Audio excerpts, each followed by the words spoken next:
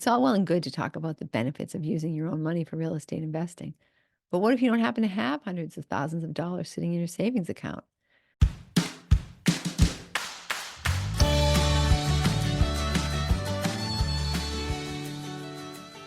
Chapter 7, Money, Money, Who's Got the Money? Goals for Chapter 7. Understand the options for funding your first purchase. Understand how your first purchase should differ from later purchases. Evaluate the pros and cons of various funding options. Understand leverage, what it means, and when it's useful. Step 1, find the money. Some of the get-rich-quick real estate courses will tell you not to worry about money. Find the deals and the money will follow. I think that's a great way to lose out on some great deals and potentially lose your deposit. You have to know how much you can afford and then go looking for deals in that price range. Later, when you've made some connections and have some experience, then you can forget about the money. It's fun to talk about investing in real estate, but when we start thinking about coming up with large sums of money, it can get scary. To pay for your first property, there are only 3 options. You can use your money, other people's money, or OPM, or a combination. You may be saying, why even talk about using my money? Why shouldn't we always use OPM?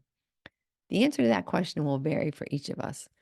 Often, OPM comes with strings attached. The person, bank, or private lender who's giving us money usually wants some level of control over what happens with the project.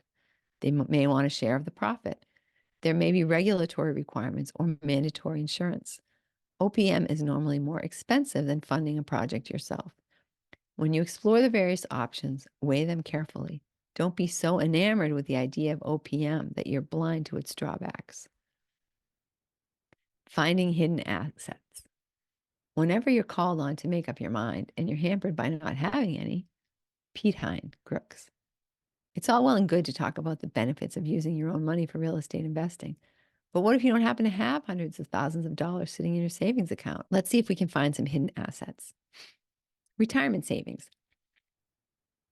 If you participate in any type of employee-sponsored retirement savings plan, there's a good chance you can borrow against the plan to purchase real estate. Some retirement plans and 401ks allow you to hold real estate as an investment, like a turnkey property, with certain restrictions. Leverage your equity. If you have a lot of equity in your own home, you may consider taking out a second mortgage or home equity line of credit called a HELOC. When embarking on a career in real estate, it's a good idea to establish a HELOC anyway, so you can have immediate access to funds should an emergency arise. It costs nothing unless you need it, so why not do the paperwork now and be prepared? Credit cards. When the market is on the rise, you can use credit cards to finance closing costs and may even be able to take out a cash advance for the down payment. Many investors finance renovations with a 0% interest rate card, gives them a year to pay it off before the interest kicks in. Be careful with this approach. You need to be sure you have a plan to pay off the card before the promotional 0 interest period is over. Most banks will not allow you to use credit cards for a down payment, so talk to your lender before choosing this option. Get out while the getting is good. If you have a stock or bond portfolio, see if it's a good time to sell a set of assets that can be used for real estate investing. Done right, real estate should return a higher percentage of gain than stocks or bonds when you factor in the tax advantages. OPM. Now we come to a topic that is near and dear to my heart. OPM, or other people's money, is a great way to increase your buying power. When thinking of where to find OPM, start close to home. Parents, adult children, friends, and relatives are great sources of investment capital. Sure, you can talk to big-time investors and try to get them interested in your project, but save that for later when you understand the process better and can answer their questions. For now, start small and put together a few people who have some cash that needs a place to grow, or take Mrs. Strong's approach of crowdfunding. When I bought my first Airbnb property, I put together $90,000 with 2 friends, and we were able to put in a strong cash offer with a quick closing date and secure a great deal on a lovely fixer-upper chalet in the White Mountains of New Hampshire. I borrowed the money from them at 5% interest, about 1.5% over the then current rate.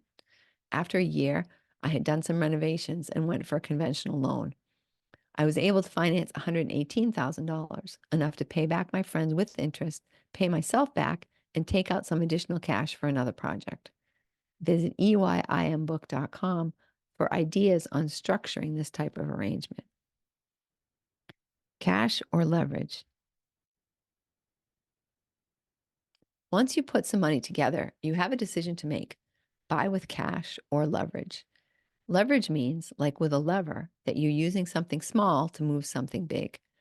Two friends, Claire and Debbie, are getting into real estate investing. Claire is conservative and Debbie is daring. Both have $100,000 to invest. Claire finds a nice house for $100,000. She rents it out for $1,400 a month. She pays the taxes and insurance and pockets the rest, about $1,100 a month.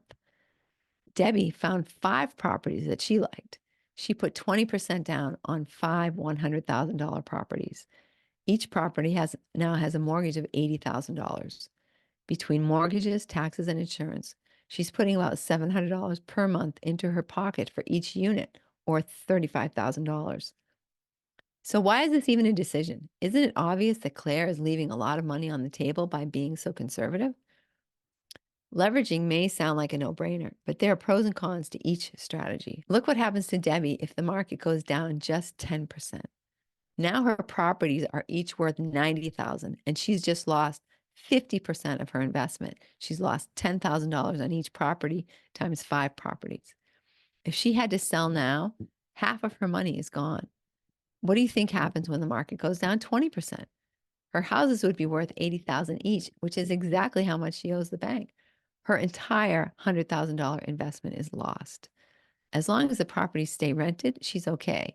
She can pay her bills and still make a profit.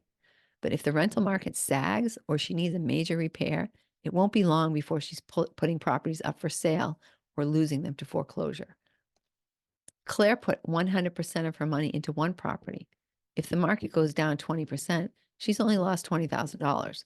Not ideal, but if she needed some money, she could take out a loan against the property. She wouldn't be forced to sell during a down market, even if the house was temporarily vacant.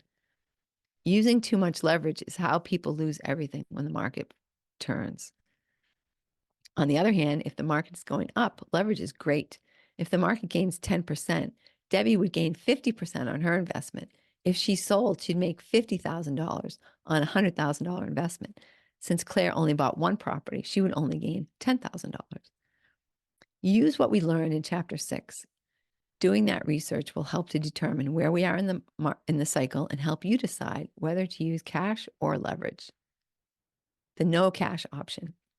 In most financing scenarios, you'll need to invest at least some of your money. In the no cash option, it's 100% OPM.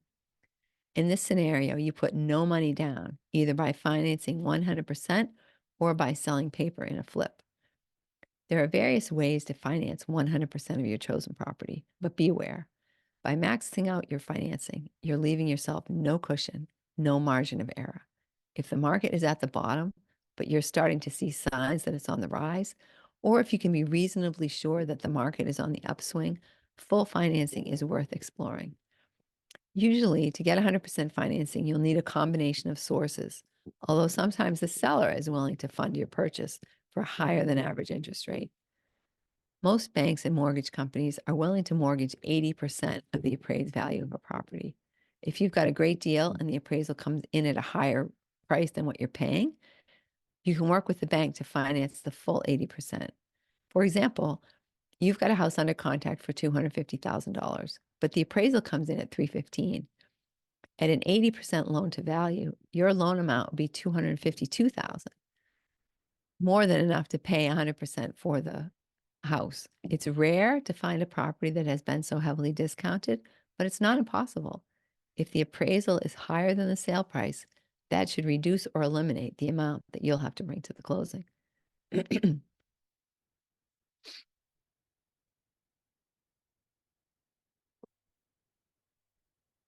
The difference between your loan amount and the purchase price can come from a number of places. Some lending institutions are willing to give you a second loan for the remaining balance. In this case, you'd have 2 loans, one for 80% and one, probably at a higher interest rate, for 20%. Your options for the 20% loan are the same as above: friends and family, investors, the seller, and smaller local banks and credit unions who will hold the loan in house. This is called a portfolio loan. 'Tis the season. When using conventional financing for all or part of your purchase, you'll be subject to specific rules surrounding the source of the down payment. Lending institutions require that you explain the source of any money deposited into your account in the last 2 or 3 months. If you're using some of that money for your down payment, there are rules about that. For example, only family members can give you a gift. If it's not a gift but a loan, that has to be factored into your debt to income ratio. To avoid these kinds of questions, the money should be seasoned, which means sitting in your account for at least 2 monthly statement cycles. Get paid to buy. It can be possible to get some cash back at the closing. If you plan some property renovations right away, it's helpful to have some cash in hand. Of course, you can use your own resources, but there are other options. The seller can give you cash back at the closing. This can be negotiated at the time of the offer or after the home inspection if you find items that need to be addressed. If you're getting conventional financing, there is probably a limit to the amount of cash that the seller can contribute. Normally, the bank will want you to have some of your own cash in the project, some skin in the game. You can apply for a 203K or other type of rehab loan. These are loans that allow you a pre-agreed budget to make repairs and improvements to the property. Normally, you have to do the renovation first, according to a schedule of work that you prepare and the bank approves. There will be milestones, and when each milestone is met, you'll receive a chunk of the money that is in reserve. Often you'll have to put up your own money to pay contractors and then be reimbursed after the fact. Veterans and some professionals, like physicians, are eligible for no money down mortgages for their primary residence. If you're eligible and you're planning to live in the home, definitely take advantage of this option. Chapter 7 Action Items. Get pre-approved for a mortgage from a local lender. Talk to friends and family to identify people interested in being part of your project. Find investor groups in your area and start to make connections. Compile a list of people who you can call when you find a great deal.